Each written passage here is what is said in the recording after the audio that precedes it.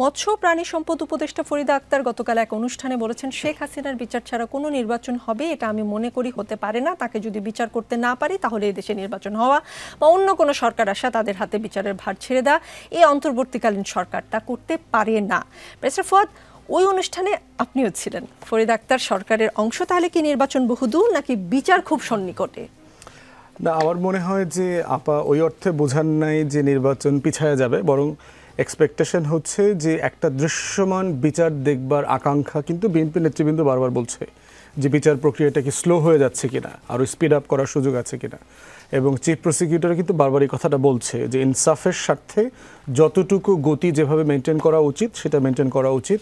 এবং আজকে দেখলেন সম্ভবত ট্রায়াল শুরু হয়েছে, লাইভ ট্রায়াল চলছে, এবং আশা করা হচ্ছে যেই গতিতে এভিডেন্স প্রসিড করবে হয়তো ডিসেম্বর নাগাদ একটা বিচার দৃশ্যমান হবে আর কি তারা ধারণা করছে। আমার মনে হয় যে এইটার ভিতরে অ্যাটলিস্ট হাসিনার বিচারটা কোনো না কোনো ফর্মে দেখবার একটা প্রত্যাশা নির্বাচনের আগে বিশাল জনগোষ্ঠীর মধ্যে আছে, বিশেষ করে গণ অভ্যুত্থানের পক্ষে যারা। তো সেই জায়গাটাই হচ্ছে যে মানে ফরিদা আপা এক্সপেক্ট করছেন এবং প্রত্যাশা করছেন। লার্জলি মোটা দাগে নির্বাচনের ব্যাপারে প্রধান উপদেষ্টার বক্তব্য হচ্ছে ফাইনাল। এর আগে এই কথাটা বারবার বলা হয়েছে যে বিভিন্ন উপদেষ্টাকে নিষেধ যেমন করা হয়েছে এসব ব্যাপারে কথা না বলা, আর দ্বিতীয়ত হচ্ছে কোন বক্তব্যটা ফাইনাল। যেমন ধরেন গত সপ্তাহে কয়েকটা রাজনৈতিক দলের নেতারা যখন বের হয়ে আসলেন, একজন পার্টিকুলারলি বললেন যে আগামী 5 তারিখে নির্বাচনের 3 তারিখ ঘোষণা করে দিবে। এখন ববি ভাই ওই মিটিংয়ে ছিলেন।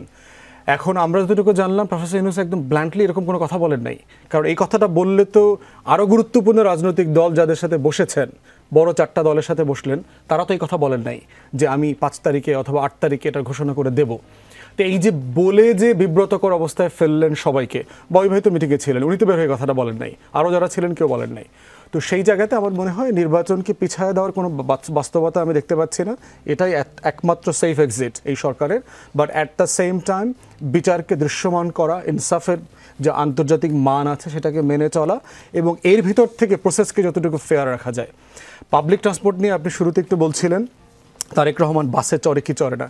দেখেন, আমি ব্যক্তিগতভাবে এর আগে বহুবার বলেছি, চড়েন তো, লন্ডনে চড়েন। হ্যাঁ, ওইটাই বলছি যে ব্যক্তিগতভাবে আমি বারবার এই কথাটা বলেছি যে বাংলাদেশে প্রজাতন্ত্রের কর্মচারী যারা আছেন এবং যারা নির্বাচিত প্রতিনিধি ইউনিয়ন পরিষদ থেকে একেবারে এমপি মন্ত্রী পর্যন্ত, তাদেরকে আপনার আইন করে সরকারি সেবা নেবার জন্য বাধ্যতামূলক করে দিতে হবে।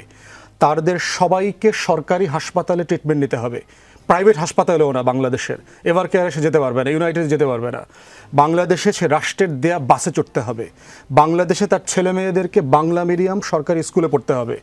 আপনি যদি সিম্পলি এইগুলোকে বাধ্যতামূলক করে দিতে পারেন, সিঙ্গাপুরে করেছে, তখন দেখবেন এই আমলারা, এই পলিটিশিয়ানরা নিজের ছেলেমেয়ের স্বার্থে ওই স্কুলের মান বাড়াবে, ওই হাসপাতালের মান বাড়াবে, ওই বাসের মান বাড়াবে।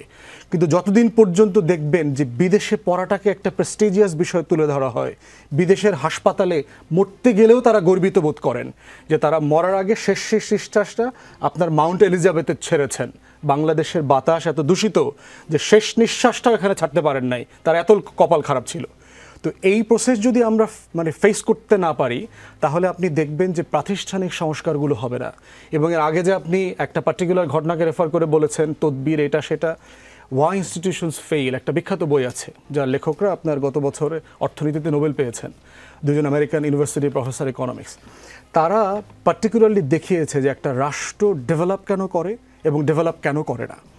এইটা বুঝবার জন্য তারা বিভিন্ন দেশের বিভিন্ন উপকরণ বুঝবার চেষ্টা করেছে।